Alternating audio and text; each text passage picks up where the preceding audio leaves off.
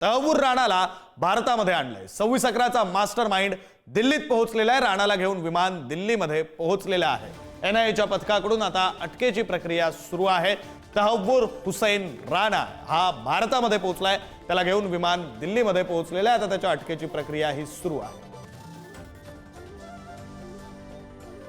तहव्वूर हुसैन राणा हा 26/11/2008 रोजी मुंबईवर झालेल्या दहशतवादी हल्ल्याचा मास्टरमाइंड असल्याचं बोललं जातं आणि याच तहव्वूर हुसैन राणा याला घेऊन दिल्लीमध्ये विमान पोहोचलेलं आहे। आता एनआयए कडून त्याच्या अटकेची प्रक्रिया सुरू आहे। तर एनआयए सह वेगवेगळ्या तपास संस्थांची टीम तहव्वूर राणाची चौकशी करणार आहे। 26/11 कटाचा सूत्रधार तहव्वूर राणाच्या तपासासाठी मेगा प्लॅन तयार करण्यात आलाय। मुंबईवर हल्ला कसा केला, तहव्वूर राणाच्या तपासातून हे सारं काही समोर येणार आहे। तहव्वूर राणाच्या चौकशीमध्ये पाकिस्तानचे दहशतवादी कारनामे सुद्धा समोर येतील।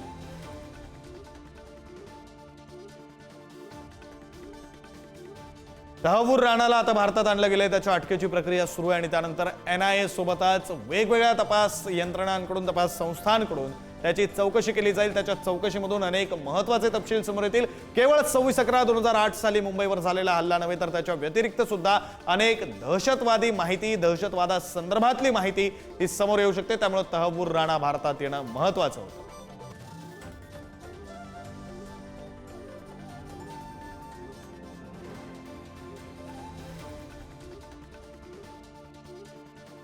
तर 26/11 रोजी सीएसएमटी स्थानकावर सुद्धा हल्ला झालेला होता। निष्पापांचे बळी गेलेले होते। त्याच सीएसएमटी स्थानकावरून आढावा घेतलाय प्रतिनिधी धनंजय दळवी यांनी। हे दिवस असे असतात जे आपल्याला नेहमी लक्षात राहतात आणि असाच एक दिवस होता 26/11/2008। या दिवशी मुंबईमध्ये सगळ्यात मोठा दहशतवादी हल्ला झाला। मी सध्या त्याच छत्रपती शिवाजी महाराज टर्मिनसच्या परिसरामध्ये आहे।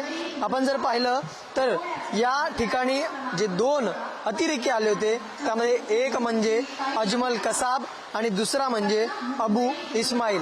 हे याच स्थानकावर सध्या आपण पाहतोय।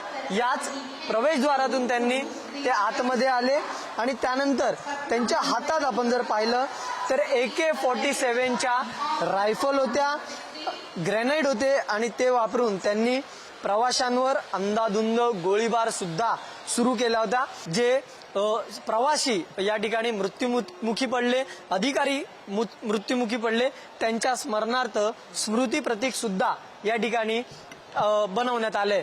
मात्र आपण जर पाहिलं तर आज 17 वर्षानंतर सुद्धा आजही ही घटना सांगताना हे सगळे या ठिकाणी छत्रपती शिवाजी महाराज टर्मिनस हे ह्याचं साक्षीदार आहे आणि आजही या खानाखुणा ताज्या आहे। व्हिडिओ जर्नलिस्ट श्रीकांत करातसह मी धनंजय दळवी, पुढारी न्यूज, मुंबई। तर या 26/11च्या दहशतवादी हल्ल्याच्या झळा ज्यांना बसल्या होत्या, ज्यांनी हा हल्ला प्रत्यक्ष पाहिला होता, त्यांच्या काही प्रतिक्रिया आलेल्या आहेत, आपण त्याही पाहू। राणासारख्या मास्टर माइंडला खुल्या मैदानामध्ये आणून त्याला जाहीर लोकांच्या समोर पब्लिकमध्ये फाशी दिली पाहिजे।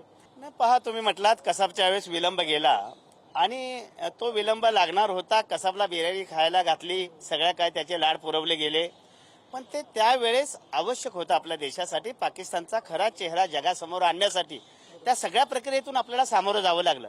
पण आता 16.5 वर्ष झाली। या 16.5 वर्षाच्या कालावधीमध्ये सगळ्या गोष्टी धुतल्या तांदळासारख्या समोर आलेल्या आहेत आणि त्यामुळे आता मात्र न्यायालयीन प्रक्रिया किंवा काय ज्या गोष्टी असतील त्याला विलंब नाही झाला पाहिजे। तहव्वूर राणा को इंडिया ला रही, ये बहुत बड़ी जीत है। 16 साल की ये जो लड़ाई है, इसमें हमारी एक और जीत हो रही है, तो ये बहुत बड़ी बात है। मैं यही अपील करूंगी कि तहव्वूर राणा को लेकर आ रहे उसे जल्द से जल्द एक इन्फॉर्मेशन निकाले एंड जो पाकिस्तान में अभी भी जो आतंकवाद छुप कर बैठी है उसके फेस सामने आए और उन्हें भी खत्म करे और तहव्वूर राणा को फांसी की सजा हो। चांगली गोष्ट आहे, भारताचं मोठं यश आहे। कोणत्या याच्याखाली आणला जातो तो राणाला जसं आणलं, लक्षात घ्या। ही कायदेशीर प्रक्रिया ही फार महत्त्वपूर्ण असते। त्याच्यात अनेक स्टेजेस असतात, स्टेप्स असतात। आज आपल्या समोर आरोप काय ठेवले जातात, काय नाही, हे बघणं महत्त्वाचं ठरेल।